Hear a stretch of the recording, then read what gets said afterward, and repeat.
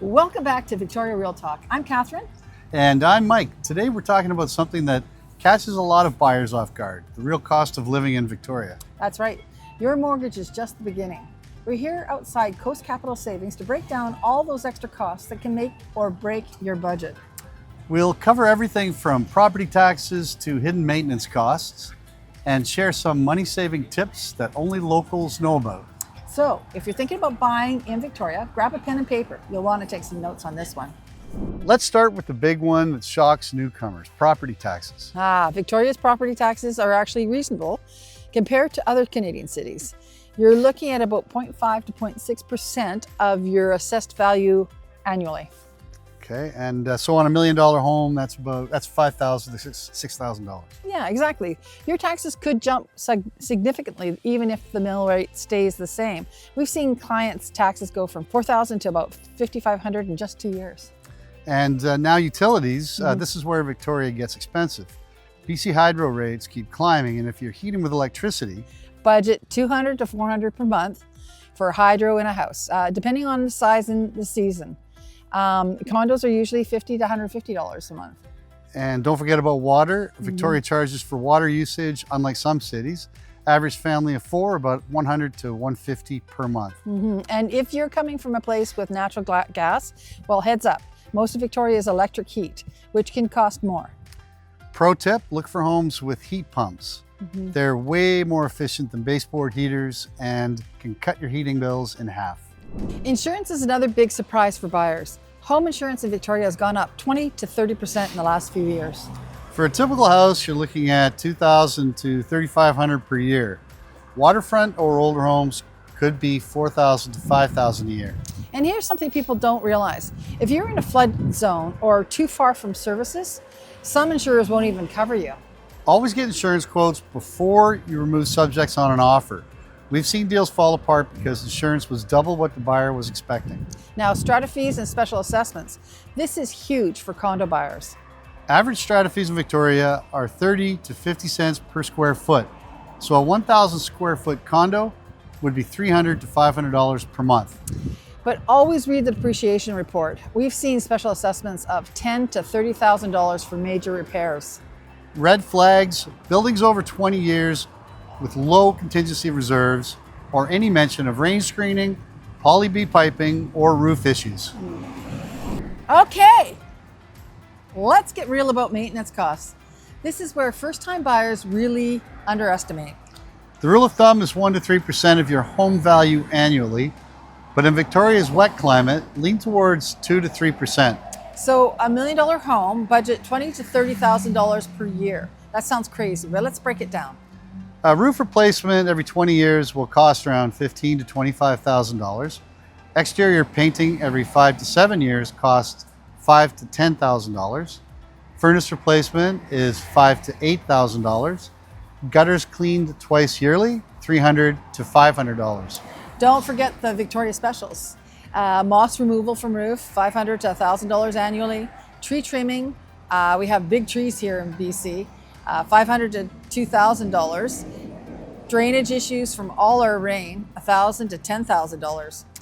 And if you have a pool or a hot tub, add another $2,000 to $3,000 per year, maintenance and chemicals. Here's a money-saving tip. Learn to DIY the small stuff. YouTube University can save you thousands of basic maintenance. Transportation costs in Victoria are interesting because they vary hugely by neighborhood. If you live downtown or in James Bay, you might not need a car. That saves $700 to $1,000 per month between payments, insurance, gas, and parking. But if you're in Gordon Head or Langford, you probably need 2 cars per family. That's $1,500 to $2,000 per month. And gas prices. Victoria consistently has some of the highest gas prices in Canada. Budget $200 to $400 per month per vehicle. Parking is another hidden cost. Downtown parking passes are $200 to $300 per month. Even street parking permits in residential areas are $100 to $200 per year. Let's talk groceries and dining out. Victoria's expensive. And expect to pay 10 to 20% more than the Canadian average for groceries. Family of 4 should budget $1,200 to $1,500 per month for groceries, And if you enjoy dining out, add another $500 to $1,000 per month. But here's the good news. No PST on used items. Victoria has amazing thrift stores and a huge used market. Furnish your whole house for half the price. Now for the costs that really surprise newcomers. Garbage and organics collections in some areas, it's not included in your taxes. Budget $30 to $40 per month. And internet and cable, limited competition means higher prices. Expect to pay $150 to $250 a month for decent internet and basic cable. And if you have kids, child care in Victoria, Yeah. it's going to be expensive. Daycare runs about $1,200 to $2,000 per month per child, and after school care, another $300 to $500. And if you're thinking about private schools, tuition ranges from $8,000 to $25,000 per year. Recreation center passes are actually a great deal though. $500 to $700 per year for a family gets you pools, gyms, and programs. Don't forget about home security. With property crime being an issue in some areas, many people install systems. That's $30 to $50 per month if you want it monitored. And if you want a gardener for your year-round growing season, well, $150 to $300 per month is for basic maintenance. All right, enough doom and gloom. Let's talk about saving money in Victoria. First up, take advantage of our climate. Grow your own food year-round. A small veggie garden can save you $100 to $200 per month. Energy efficiency rebates. BC Hydro and the City of Victoria offer rebates for heat pumps, insulation, and efficient appliances. We're talking thousands in savings. Buy a bike. Victoria is one of Canada's most bike-friendly cities. You can bike here year-round and save hundreds on gas and parking. Join local Buy Nothing groups on Facebook. Victorians are generous. You can get furniture, kids stuff, even building materials for free. Use the library. Greater Victoria Public Library has tool lending, streaming services, and even park passes. That's hundreds in savings. And here's a big one. If you're handy, buy a fixer-upper.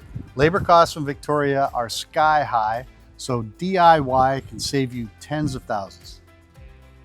So let's add it all up. Beyond your mortgage, a typical Victoria homeowner should budget Property taxes, $400 to $500 a month.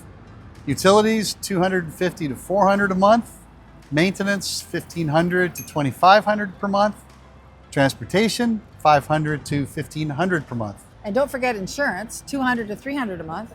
That's an extra $2,800 to $5,200 per month on top of your mortgage. For condos, it's lower, but still $1,500 to $2,500 extra. The key is budget realistically before you buy. Don't max out your pre-approval without considering these costs. But remember, Victoria offers incredible quality of life, year-round outdoor activities, amazing food scene, and a strong community. You're not just paying for a house, you're investing in a lifestyle that people around the world dream about. Next week, we're diving into Victoria's competitive market and sharing strategies for winning in multiple offers. If you found this helpful, share it with anyone thinking of buying in Victoria. Knowledge is power. I'm Catherine. And I'm Mike. Thanks for joining us on Victoria Real Talk. See you next week.